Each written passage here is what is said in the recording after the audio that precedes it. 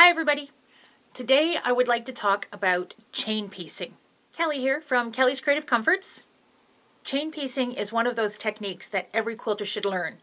Right after learning how to properly use a rotary cutter without having to go to the emergency room and learning how to sew an accurate 1/4 inch seam allowance. Chain piecing is one of the next things you should learn how to do. So chain piecing is sewing your pieces together in one continuous row without stopping in between. So when you are finished, you have all your pieces joined together with just a couple of stitches in between. This saves a lot of thread. It saves a whole lot of time. It's much faster to piece your quilts together. And it stops things like your feed dogs from sucking your fabric down into them and eating your fabric. So it's a great technique, and every new quilter should learn how to do this. So here we go. I will show you some of the basics of chain piecing. So when I am chain piecing, what I want to do is I start with a leader. Now, if you are uncertain as to what that is, you can watch my video on leaders and enders. But basically, it's just a piece of fabric that I put underneath my presser foot so I can start sewing on it, and it stops the hungry little feed dogs from sucking my fabric in. So then what I want to do is, this is my first piece. I'm going to line that up, and I'm going to sew directly from my leader onto my piece of fabric and sew all the way to the end. And then here, instead of breaking my thread, I'm just going to grab my next set and I'm going to stick those under. Now I want to make sure that I don't overlap them so that I'm actually sewing the two pieces together. I want to do maybe a couple of stitches in between, and then I will just continue sewing. And when I get close to the end here, I want to grab my next set and throw them under. Now this works really, really well for doing multiple of the same block. You just want to make sure that you get the first one right, because generally we just do the same thing over and over again, and if the first one's wrong, they're all going to be wrong.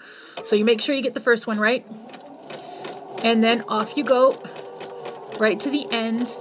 And then when I get down to finish my big long line of sewing, I will grab another ender and I will throw my ender in there.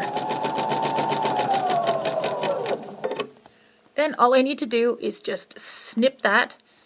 So now this was my ender, now it's going to be my starter. And then I just go ahead and I snip the threads in between each of my blocks. And then generally it's a trip to the ironing board to press those out. So that is just basic chain piecing. What I will do is take my great big huge long line of pieces, generally I call them like little flags because they look like little buntings, and I will take them to the ironing board. I will press them and I will nip them apart when I get to the ironing board. Now another technique that I will use to keep my block organized, especially if I'm doing like a 9 patch or a 16 patch or something along that line, I will sew the pieces together and they will be joined by just little pieces, those little pieces of thread, and the block will be together in the order it needs to be together in. So let me show you what I mean by that. So here beside the sewing machine, I have laid out a basic 9 patch. I generally like to keep this block laid out so that I can make sure, first of all, that I don't have any of the pieces in the wrong place, or I don't have a piece turned. Or if I have a directional print, I can make sure that the directional print is going the right way. And then I will begin to sew. Here we are. I have my 9 patch laid out, and I will start with the top row. I'm just going to take this one, put it on top of here, take that one, put it on top of there, put that one on top of there, so that I know the piecing order. And I'm going to line up my raw edges all nice, and I'm going to sew that together.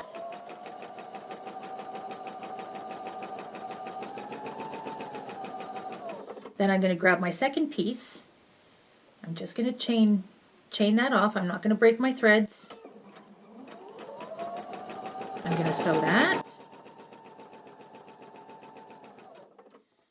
Then I will do my third row.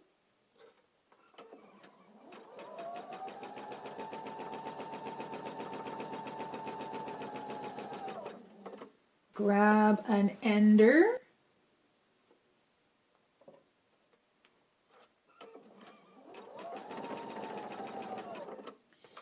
And I'm just going to cut that one thread right at the ender.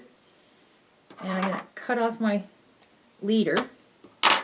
So now I have these three rows, and they're all joined into one row. Then what I do is I pick up this one and I'll put it over here. And sew that on. Then I grab the next piece.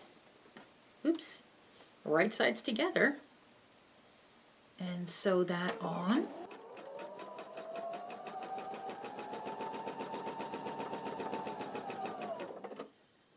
Grab my third piece, third row,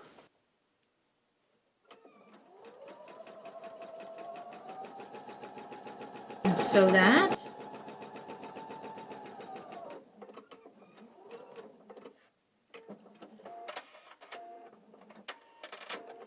There we go. So now, when I go to the ironing board, my 9 patch is all completely laid out. I'm just going to get rid of that there. My 9 patch is all laid out in the correct order, so I don't have to worry about where my pieces are or if I've got something messed up or upside down. Everything here is fine. So now I can just flip this, make sure I have opposing seams. Now again, normally I would do this at the ironing board where I would press my seams.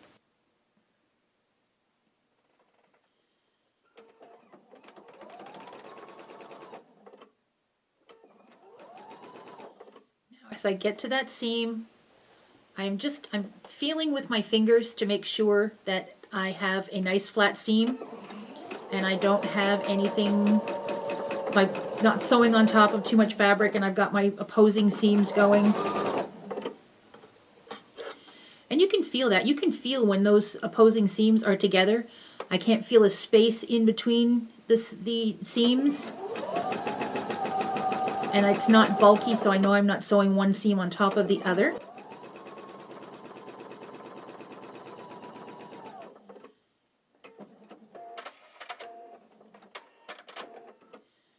There we are.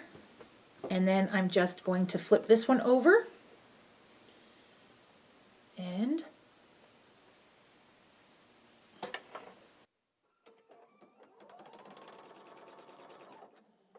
make sure I have my seams opposing. Make sure that I'm lined up.